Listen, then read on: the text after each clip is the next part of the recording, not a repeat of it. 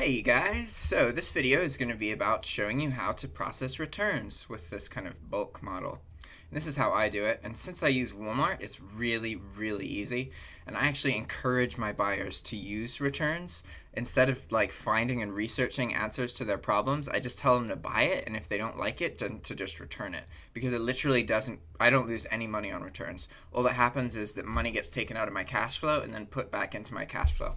But since I already have I usually have about $1,000 in returns at any given moment. So when that first started, a lot of money gets taken out and then gets put back in later. So that was kind of an issue. But now that I've been doing it for a while, there's I'm getting big returns, but then also getting refunds from my returns from a while ago. So it'll works out. So the way we're going to start this is these are returns I need to respond to. 1, 2, 3, 4, and 5. So the way we're going to do this is we're going to open... Actually, we don't even need to open anything yet. What we're going to do first is we need two other tabs. We need a Gmail tab and we need a Walmart tab, okay? And a lot of this work I'm going to have to do in the other window because it has the buyer's address and that kind of thing. But I'm going to talk to you about what's happening so that you have a good sense of what's going on. So the first thing we're going to do is find the first return, which is this one, and we're going to copy the buyer's username, and we're going to paste it into our email account here to search for it, right? And so this is going to find the payment. We want to find this one, the service@paypal.com. We want to find this, and now I'm going to click on that email, open it up, and then find the first address line, okay? Because there are some situations where I send the wrong item on purpose, right? So as long as I always search for the first address line, then it's not going to matter, right? So what we're going to do now is we have this first address line. You can see it because it doesn't really matter alone. And then we're going to search for it. And then here we have our shipping information. So that I just pulled our notification from Walmart, right? And so we're going to scroll down and we're going to copy the order number, okay? And now that we have the order number, we're going to go to walmart.com/account/order, and then we're going to paste the order number in, okay? And then sign in. Then start return by mail. Sweet. Now we're going to do, let's see, what was the reason for this one? Avery Peels, ordered by mistake. Okay, so no longer wanted. Normally, if you pick, see how this says free? If I picked a different one, like I went back and I picked incorrect item and refund, it would also refund me shipping. But in this case, I'm going to be honest. The buyer just wants to return it because they don't want it anymore, so here we go. I could technically just be dishonest right here and get $6 back. So in this situation, I actually am losing $6. But this is really rare. Most of the time, shipping's free. Or if there is a mistake, it's actually like something's wrong with the item or it isn't what it says it is. So now that this has happened, I've gotten an email from Walmart that has my return label, okay?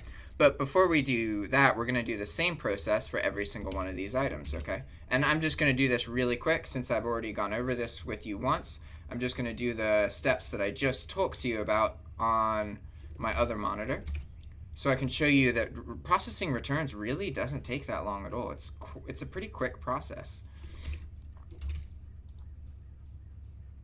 Oh, what happened here? Doesn't match. Okay, now I'm having an issue because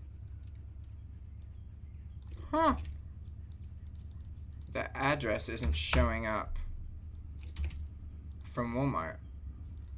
So what I did is I just copied the title. I don't know. Why is the address different? That's kind of weird. Whatever.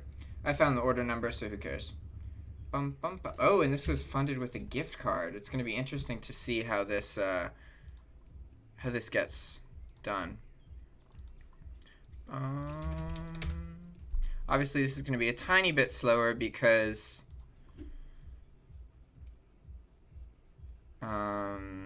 incorrect item.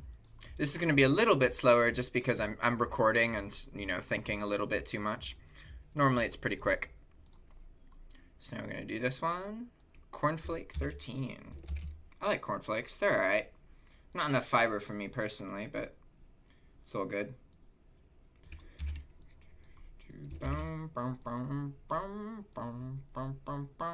It's funny, these clocks here, I've sold 2 of these clocks with Walmart, and each time they don't ship them properly, and it has a glass pane at the front, and that glass pane gets broken because it's really easy to break, and they just don't do the right stuff to it. It's kind of funny. None of these are GSP orders. Whoa. Refund.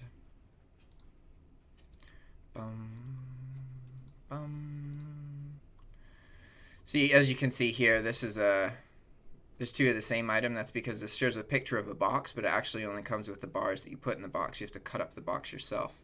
So people return that because they think they're also getting moving boxes, but they're not. The way you go, me, baby. And we're almost done with this part. I am order number.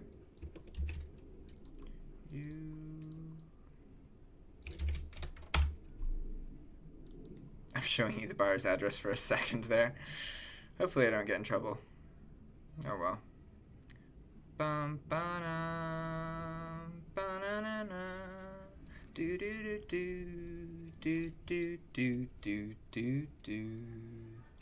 Ba da da da da da da da da.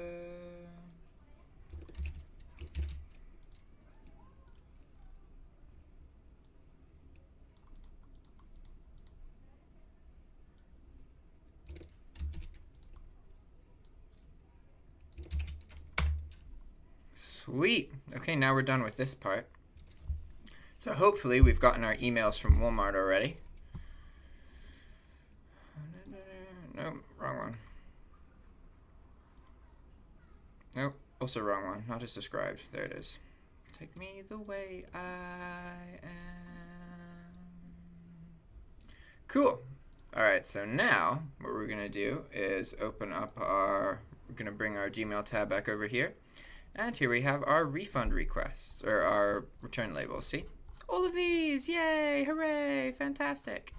So, what we're going to do, these ones are old. This one is labels. So we're going to save the image as labels. Dearie me, in the bedroom smoking.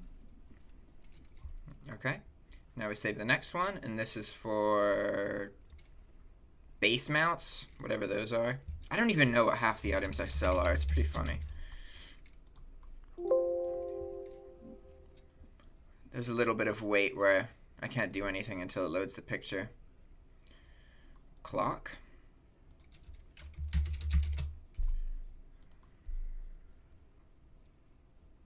I have an abnormally high return rate. My return rate's like 9%. Typical dropshippers have a return rate of between like 1 and 5%. So I guess that matters. I don't really care. It doesn't add too much. I've let these kind of returns stack up for the past couple days. Which one is this? I didn't even pay attention. Whoops! Nope. I don't want it. How do I get out of this? There we go. This is this first box and then the second box. That was it? I feel like I missed one. Oh no, 5. Okay, cool.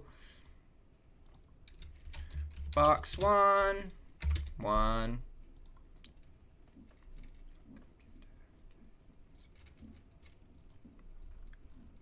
And then box 2. Box 2. It actually, like, since these are for the same item, I could actually switch these return labels and it would do nothing.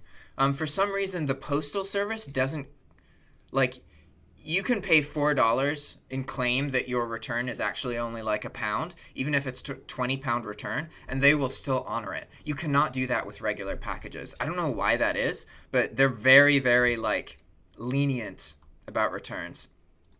I think it's because they don't rush them in any way, and they take a lower priority than regular shipments. So now we open up our 5 items, okay? And we're going to accept the return. And then from here, we're going to upload my own label. And we're going to find labels. The label is called labels. It's kind of funny. So I can't do anything at the moment until the picture shows up. And then we're We're going to click FedEx, even though this label can be used by USPS or FedEx. So this is useful because you have to put in FedEx so that it gets tracked properly, because you can't track it with USPS, but you can use USPS schedule a pickup so that your buyer doesn't have to go to the post office, which is kind of cool. So we're just going to do this for each one of these returns now. Base mounts, base mounts.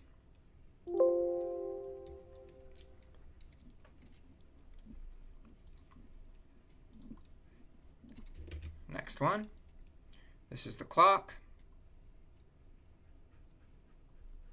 And so, say I'm unable to get a Walmart or a label from Walmart, I could just buy a label. And because most of my items are set to be like £1, even though they're actually more than that, it'll think that it's only a first-class package and costs like $4.30 to send it.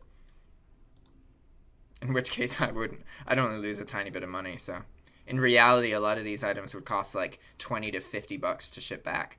Like Eric, my roommate, he just got a mattress returned to our address, right? With a $4 label. It was really weird. I opened the door and then I couldn't see out because there was literally a mattress leaning on the side of our house. It was funny. I cried and I begged.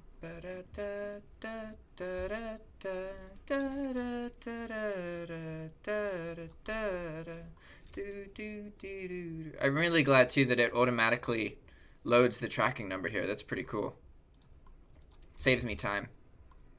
Anything that saves me time is good in my book. Ooh, a message. Cool. And now this is going to be box 2. Awesome. So, how long was that? Oh, 12 minutes. Whatever. It's fine. I could have just only done one, but now you see this is my reality. This is how much time I spend doing this stuff. So I think sometimes it's more useful to take a little bit longer and show you exactly what the work is that I do versus kind of consolidating it down and making a simple version of it for you.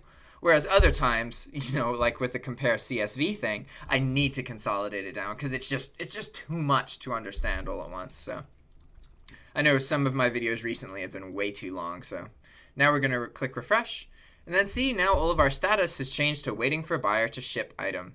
Fantastic. And you can see that these 2 items say return shipped. Normally, as soon as that happens, I will refund them. But because there's no tracking information yet, I don't refund them. I don't refund them until I can see that the item is actually in transit. Because they can just mark it as shipped, just like you can on eBay, when they haven't actually picked it up. So I want to make sure that I don't refund them until they've literally given the item away, right? All right, cool. I'm going to do a couple more videos right after this, so stay tuned. Have a great day. Bye.